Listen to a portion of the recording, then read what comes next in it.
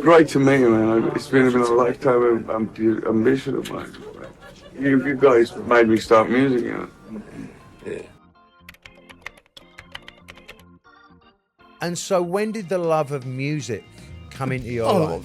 The Beatles. The Beatles. Beatles. Well, my mother and father would argue a lot over having not much money to go around. And so I thought, I'll either be a bank robber, and then I discovered the Beatles, and I thought, that's it, I'll become one of the Beatles. I wanted to be a Beatle. I never made it, though. and that's sort of kind of gave me the charge to want to be in music, you know. It was just fucking magic that time. It was, you first heard them on the radio? I was walking down the road. I saw an empty guitar case. My imaginary band was the Black Panthers. And I painted it with some fucking cream. So you walked around with an empty guitar case? Yeah. That's genius. And just really like cocky. And I put the radio to it, and She Loves You came on the radio. And I'm like, what the fuck is this? Right. It just turned my head around. And that was it. So somebody said, have you ever tried, do you want to join a band now? And I was like a Beatle fanatic at the time. I said, yeah, I'll have a go. Got myself a little PA system and a mic, and I went trotting up to Germany for about 6 weeks. Why did you pick the name in the first place? Well, you know, why did the Beatles pick the Beatles, you know? Nobody knows. The Beatles, for me, had one of the biggest influences. Because of their melodies, they always had great melodies. Would be one band you would have liked to play in or be in? No, there's only one Beatles, and I could not have played with the Beatles. I mean, I'm very content with the people that I've played with. The Beatles wouldn't have been the same if any one of them had been replaced. I mean, the Rolling Stones was just got away with it. Because I mean, if Mick Jagger left, they'd be fucking. Can't do it. What music do you listen to right now? I listen to all of them. I still listen to the Beatles a lot. Rediscovered the White Album again. Great album, that is. It's a great album. Did on this Well, you know, the Beatles used to put the bass on the last thing they used to put on was the bass. That was the last thing they track. Yeah, they tracked the bass. I didn't know that. McCartney would put a guide on, then when he was all done, he'd stick it, because he was the most melodic bass player. Yeah. He's great. You listen to some of his playing, it's incredible. Yeah, absolutely mind-blowing. Hungry. Well, we used to rehearse across the road from a movie theatre, and I think it was Tony who said it. Isn't it weird that people pay money to go and get the shit out of them? You know, why don't we do music that way?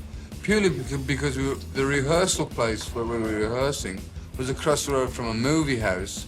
And we just looked at a line of people waiting to go in to see this horror movie, and we thought, isn't it funny that people pay money to get the pants scared off them?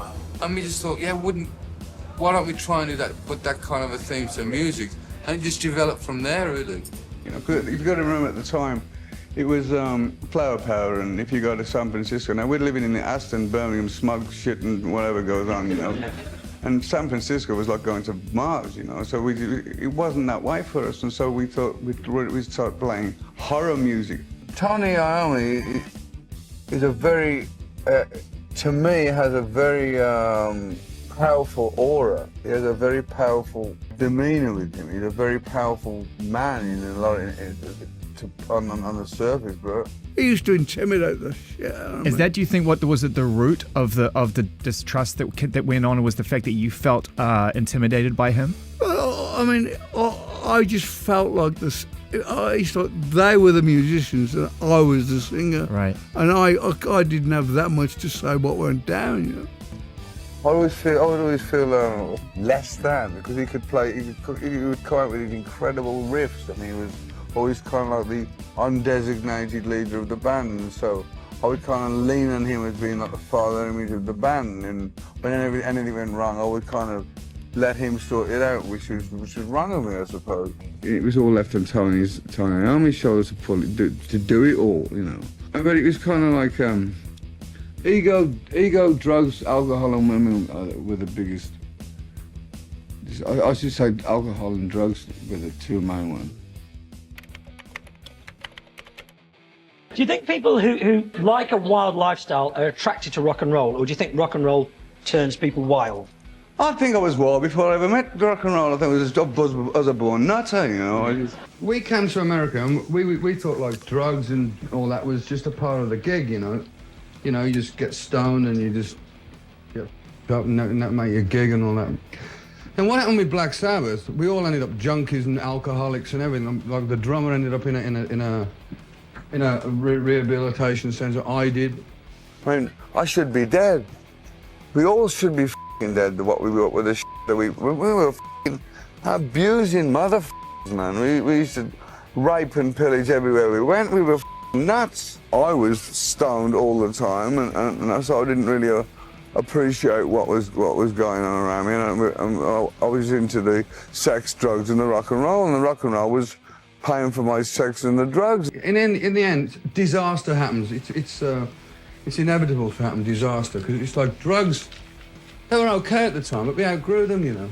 We were told lies by management. We were taken advantage of by so many people. And we've all been through a lot of emotional things and a lot of addiction problems and a lot of marital problems.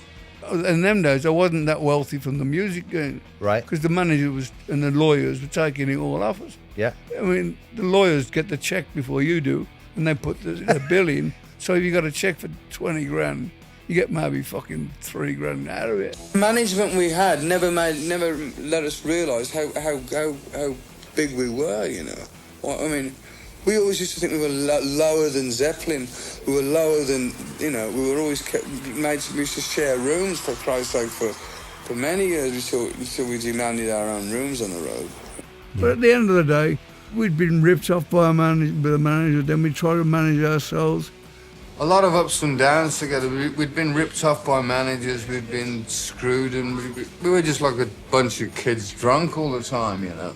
So we never really we were never really business-minded. We never knew where the accounts were, what accountants were, what lawyers meant, what documents, tax paying or any of that. They used to feed us drugs and alcohol, you know.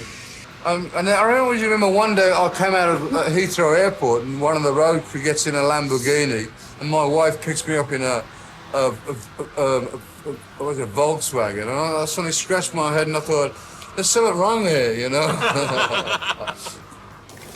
Just raped, and I said to my ex-manager, I like to be kissed when I'm getting you know. But then comes the time when you get fired. Did that hurt? Well, it was kind of weird because it was like the pot calling the kettle black because we were all so messed up anyway. So and I said, why are you firing me? Because you're pissed? I said, no, the reason why I'm getting fired because I'm the first one to get pissed. I mean, everyone, I would get up, no matter what I would do, I would always be awake early.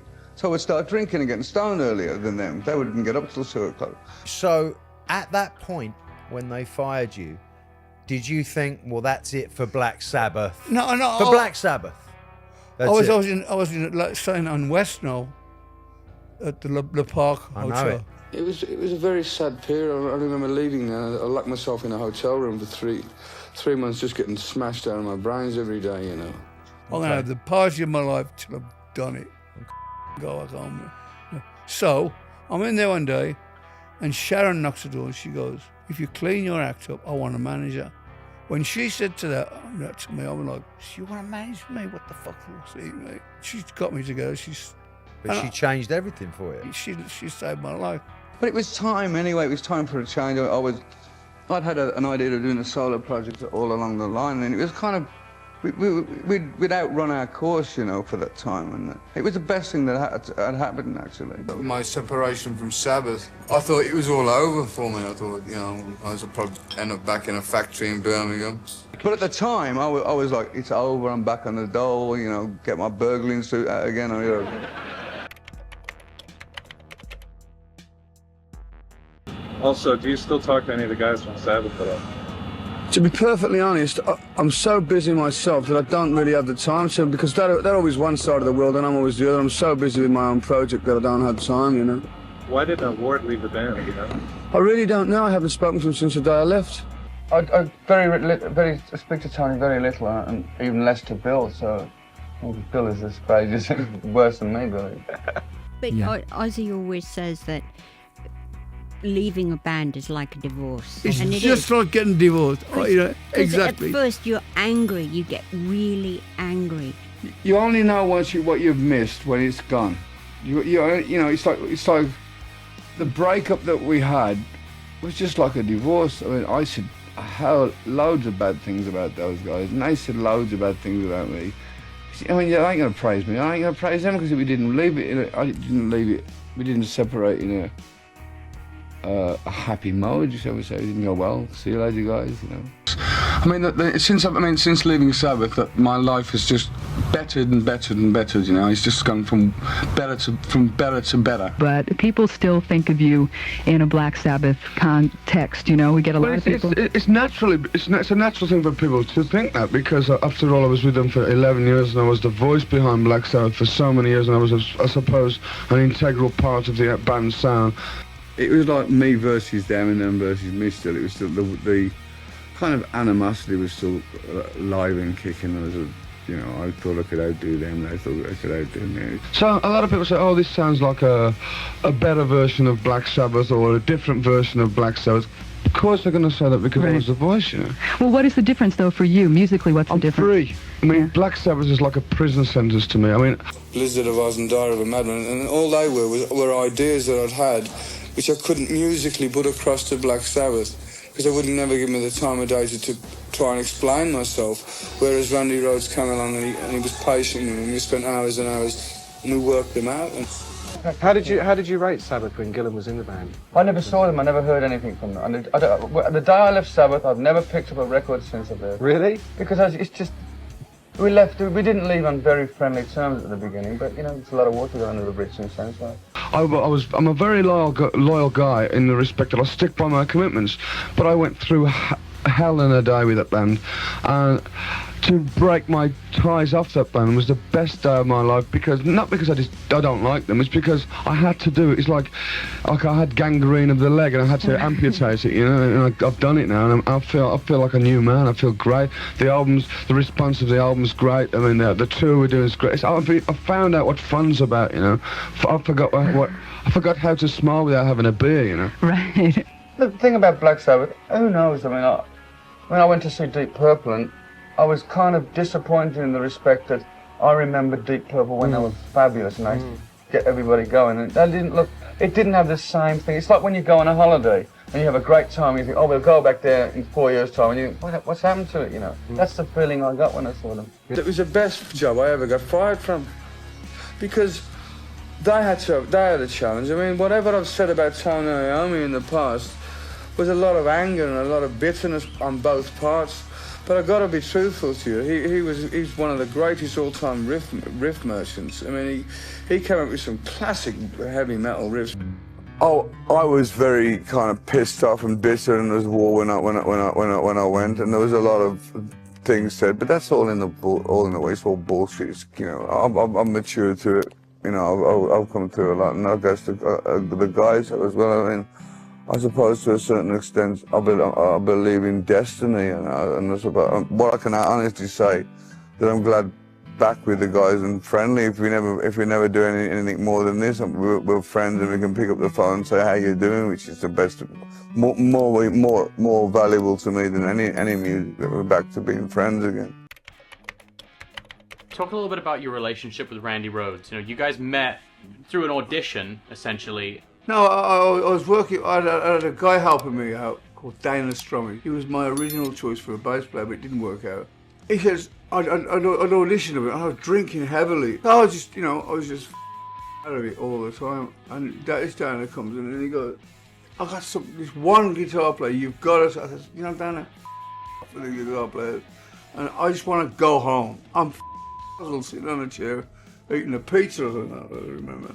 You were down and out, you were depressed? Yeah, I just left Sabbath and it was kind of... And you didn't have a guitar player? No. And then you had Randy. And this guy standing there with this little frail, blonde-haired kid, and literally, he was like 102 pounds wet, you know, this guy, and he come in and I at first I thought he was a woofter at first. He looked so feminine. He had long fingernails and all this. So He says, well, what do you want me to play? I says, play anything. So he starts playing, and I'm like, even in my drunken, stoned out stupor, I go, oh, this is fucking one of the best things I've ever heard in my life. Or these drugs are really good. I hear this guy playing in this little amp, and I shut up and I thought, I thought I was hallucinating or something, what this guy was playing. I thought I was going to go play with a band, and I met him in a recording studio, and I just brought a tune-up amp, which is it's only about a small amp. If you've been in a recording studio, they have a glass booth up there. Well, I was through the tune-up amp, no effects, nothing. I mean, just straight through that mic, and they were all listening. They said, "Okay, play." I thought, you got to be joking. You know, what could I play? No musicians. So I just thought, oh no. I didn't know what to do, and I just started warming up. And he said, "Yeah, you're good. You know." I only played for a couple seconds, and then I got kind of mad because I thought, well, you haven't even heard me yet. Mumbled something to the effect of, can you come round tomorrow? And it just happened like that, and I flew back to England, and I said to Sharon's father, who was still involved with us then, you gotta hear this player, and he said, no, we'll find one here. Meanwhile, Sharon came from America, and I said to Sharon, please get me this guy, and Sharon went back and got Randy. And he came to England and he lived with me in my house we lived together for about a year in my house, writing songs. Randy was a great guitar player and co-wrote Crazy Train with me. I mean, that point in my life, I'm sure he was sent from somewhere else, because if it wasn't for Randy Rhoads, I know I wouldn't be here. If anything, he was the true musician truest musician I've ever known, because he would, what he would do when he came to England, and when he got time off, he'd drive around and see all these different places, you know. He'd probably seen more of England than I have, you know. And he was very dedicated to his instrument. In fact, when we were touring America, he wanted to get a classical degree, and I don't know what for. I mean, he was a great guitar player, but he said to me one time, you know what, I'm not going to do rock and roll all my life. I wanted to become a classical guitar teacher. I wanted to get a degree in classical music. And every day off, he'd get the Yellow Pages, and all of us would be in the bar getting drunk and whatever. He'd have a classical lesson in his room. Randy, on behalf of the over 500,000 readers of Guitar Player magazine in the U.S. and in 70 countries throughout the world, I'd like to present you with the 1981 Best New Talent Award. Congratulations. Thank you.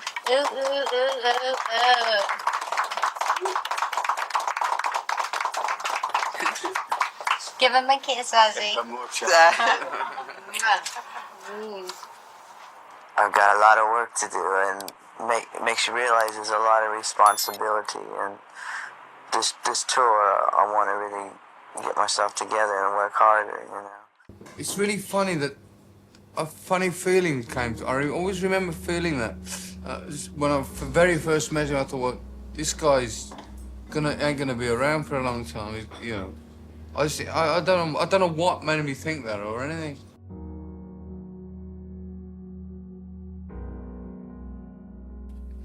The British rock singer Ozzy Osbourne, formerly with the group Black Sabbath, escaped injury when a plane made 2 low passes over the house in Florida where he was staying with his present band and then crashed into it.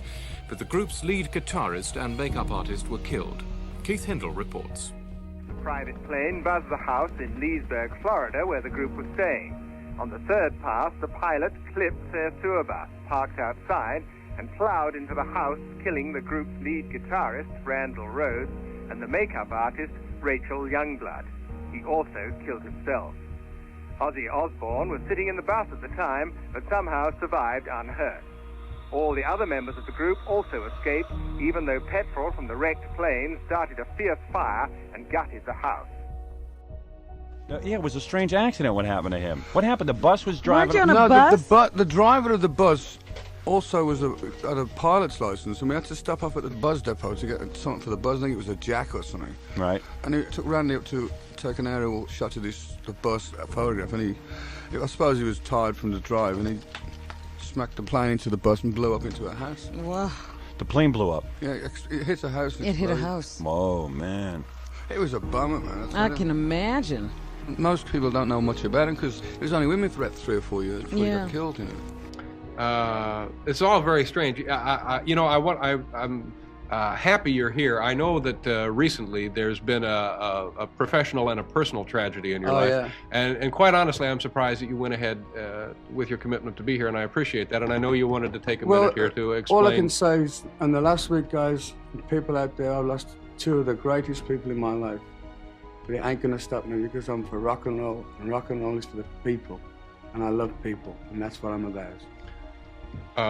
You wanted to mention something about the circumstances surrounding? Well, it's all under the investigation at the moment. I was asleep on the bus as usual. The plane hit the bus, everything went up, and so like I don't really want to talk about it at the moment. Okay, I certainly understand that, but nonetheless, I appreciate you coming by here tonight. Now, the concert tour momentarily suspended? It's momentarily suspended, but I'm going to continue because Randy would have liked me to continue, so would Rachel. And I'm not going to stop because you can't kill rock and roll. These are your seamstress and also your guitar player. So when will the tour be renewed? We're going for April 1. And with God's luck, we'll do it, you know. But I'm going to get out there and do it. It's the best thing I can do, you know. Okay. It's the only thing I can do. Every year we send a wreath. I just recently went to see his mother. They're now making a tomb for him, his own tomb. And the sickest thing about it all, he's in like a family tomb at the moment. People keep going and stealing the plaque, you know, and writing like Ozzy rules all over the place, which is kind of sick. And what I'm planning on doing is doing a benefit concert and donating some of the proceeds to the memorial thing for him. It's wonderful. Because he was a very special guy, and I feel that, you know, God puts us on this earth to do some things, and we all meet for a purpose, and he was one of the people that passed through my life that will remain in my heart forever.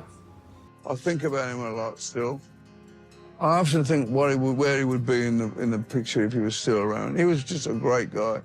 I truly believe if he hadn't got killed when he did, he would be up there with the fucking the big guys. He was phenomenal. When I heard the Master of Ozzy Train, I remember the fun we had writing it and making it.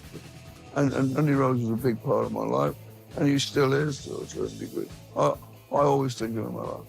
It's kind of bittersweet, if you like. Randy Rhoads died not long after that. No. It's kind of like going back to a good time, but yet a really horrible time at the same time. I only wish he could, you know, he would have been around for a bit longer. Ozzy would have died if Black Sabbath stayed together. Absolutely. But why? Why blame Black Sabbath for you? Well, I'm not blaming Black Sabbath. It was I heard that Black Sabbath with you might come back and do a world tour as a farewell. Yeah. It's like every week, it's like every week somebody or other says, "Are you getting back together again?" And let me tell you, like, the idea of it is a fabulous idea, but I honestly don't think it would ever work out because I think people would rather remember Sabbath as they were. And I don't, the funny thing about it is, I don't know whether we all could gel, I don't know whether we all could come up with some good music. I don't care who you are. If you get back together and you don't put out a good record, it's nothing. It's getting too much, you know. They record their version, I record my version at least 6 times now. I'm sick, not that I don't like the songs anymore, because I think they're great classic songs of their time, but and I feel honoured to have been a part of it, but it's like too much, you know. If I like Black Sabbath music as much as it looks like I do, I would never have left the band. And I gave that band 11 years of my life, and I'm doing quite well on my own. I'm happy on my own. If it works out, maybe it will. I'm up for anything. I mean, I'm not saying yes and I'm not saying no, but I'm not getting myself excited about it. If it works, it works. If it don't, it don't. 85, you also played at Live Aid in a Black Sabbath reunion. Were you comfortable playing with your old mates again, even just for that one show? It was kind of nice, but, you know, nice but not nice, you know, because, I mean, at the end of the gig, Tony Iommi didn't even have the courtesy to say goodbye. He just disappeared, you know. Came, we did it, and that was the end of it. Why did you do it? Because of Bob Geldof? No, because I think Sharon came to me and said that somebody had contacted Sharon and said, would we get a reunion just for Live Aid? And I said, yeah. I mean, Zeppelin did it, and other bands were doing it, so we did it, you know. That would have fueled lots of rumours about a Black Sabbath reunion. I guess you're tired of hearing about a Black Sabbath reunion now, are you? Yeah, but if, you know, nothing's impossible. I haven't got any immediate plans to do anything like that, but if I'm not saying it's an impossible thing to ever happen, maybe one day. People are saying, is there going to be a reunion of Black Sabbath? I really don't know, and I really can't answer that. But the thing is that I've gone a long way different, you know. It's like an old girlfriend to me. It's like, you know, you look back and you go, was I that person, you know? Yeah. Because we were all messed up on drugs and alcohol, because we thought that being in the rock and roll business, you had to be stoned all the time. Because, that was, you know, because it was the thing to do. You know? After the Sabbath Halford set, Ozzy and his band wowed the crowd for an hour and 45 minutes. And for the finale, Ozzy reunited with the original Black Sabbath for a half hour. We got Black Sabbath back, man!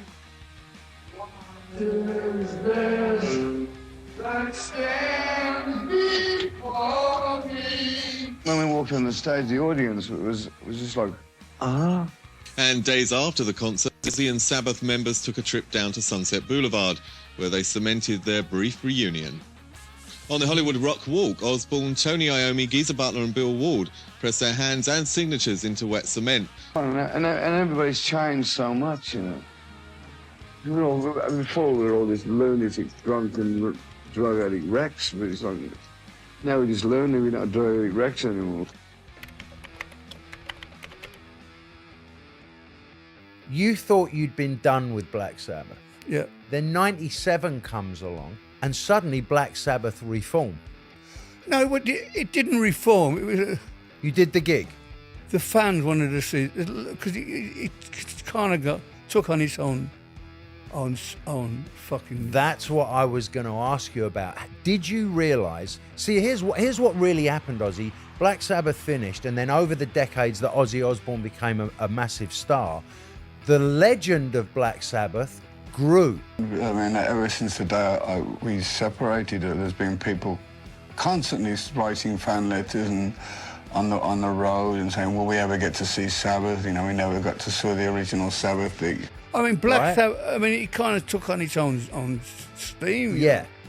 And, I mean, Dio was a great singer, but it's kind of what I think they should have done was call it the new Black Sabbath. Right.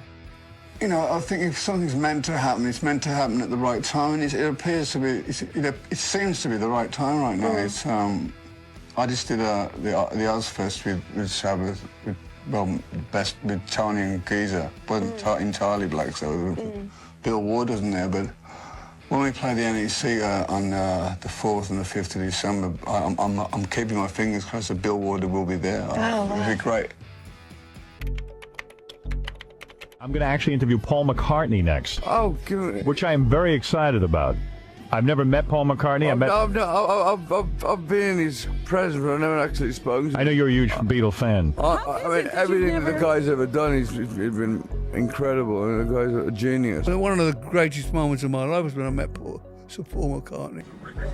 Was you the bass guy? Oh, God, no, you're not let him in. Oh, bloody hell. Hello, darling. How you doing? All right, lovely, yeah. Great. It's great to meet you, man. It's been a lifetime of ambition of mine. You guys made me start music, you know. Yeah. After the burglary. Yeah. After the burglary. I love that story, man, with the gloves with no fingers. Yeah. That's typical me, that is. Hey, I'll see you later, Paul. Yeah, all right, man. Come on, let's have a quick pecky. Come on. Yeah, come on. Yeah. And I had the honour of meeting Paul McCartney and Ringo Starr, and I said to Paul McCartney, I said, you know, I owe my career to you and the rest of the guys. Because I mean, from when you heard that one song, She Loves. When I heard She Loves You, I was off, and I used to collect everything with the Beatles. Hey, listen, did you ever see that early stuff of the Beatles? Which one? The Maisels. I've got absolutely everything. Okay, meet Albert Maisels. Oh, really? Hey, man! That's Al. When I met Paul McCartney, I said to him, you know what I really loved about the Beatles? You always had the fucking best melodies. Yep. You said in a recent interview that you've basically worked with everybody. You don't even know who you would get on the next album. Would you try, I know you love Paul McCartney, would you try for him, Jimmy Page again? I love Jimmy Page, and I would, if Paul McCartney played on my album, I think I would die. Could have a Beatle like that on my album. I did ask him one time, but he came up with the excuse of, well, I couldn't beat the bass player that was already on there. You know, and I was just saying to the guys why I didn't do the bass, because I didn't want to blow your guy out. I only would have played what he played. But and because you were threatening to sing on mine, I thought, I went, okay. Yeah. Maybe you're right. God bless you, Paul. Good to see you. See you later. See you. All right, guys. Nice to see you. Yeah. There you go. Ozzy, how was that? Cool. See you later, Paul. Did you meet Ozzy out in the hall? Yeah. You did? Yeah. He was very excited about meeting you. We finally met. Yes. He's a cool guy. Did you like Ozzy's music? He's great. Oh, yeah, he's great. I love him. It's like my dream came true today. So, you know, hold on to your dreams, you know.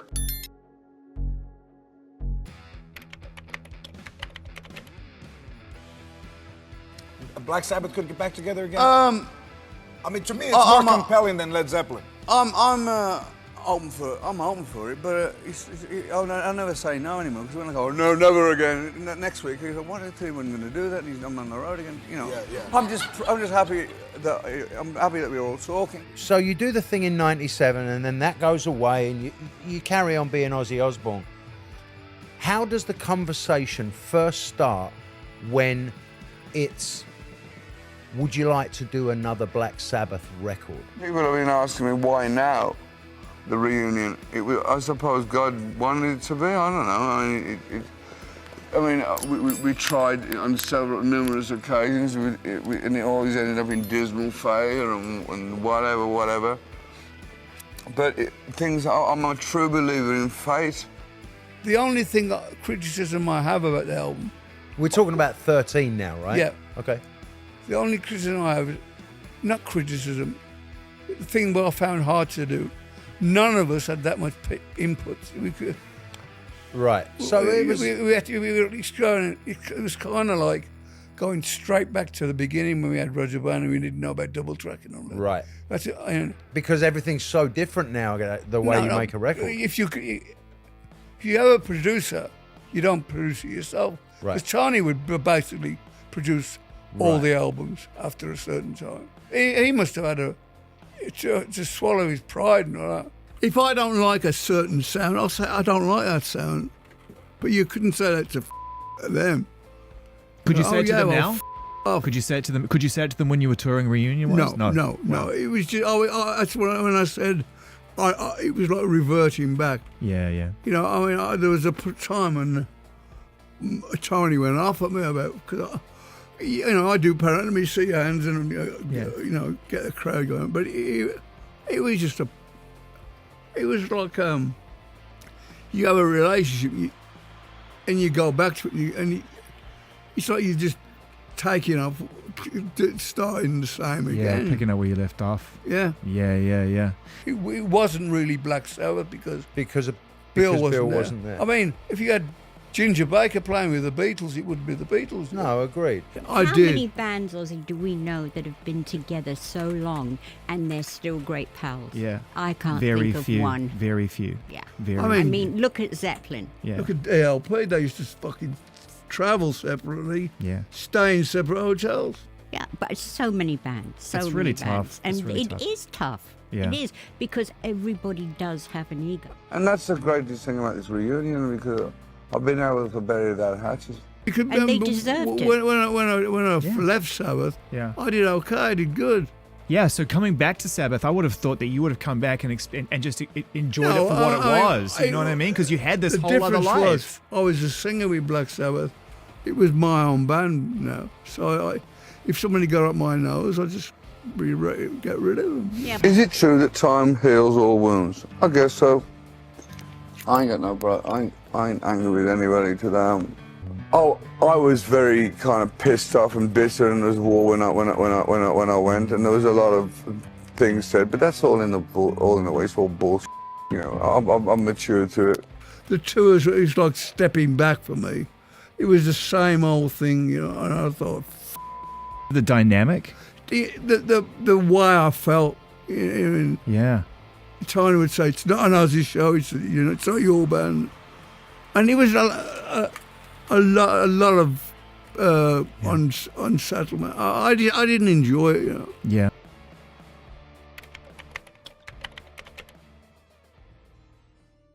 Ozzy Osbourne, the end of Black Sabbath. Why?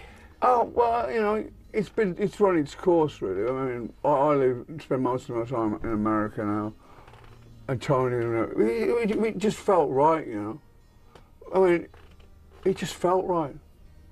So if you were to sum up your time in Black Sabbath, 49 years. Well, I wasn't with Black Sabbath for 49 years. I was with them for about 15 or something.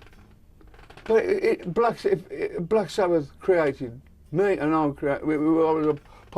When you think what 4 people together have come, it's pretty good.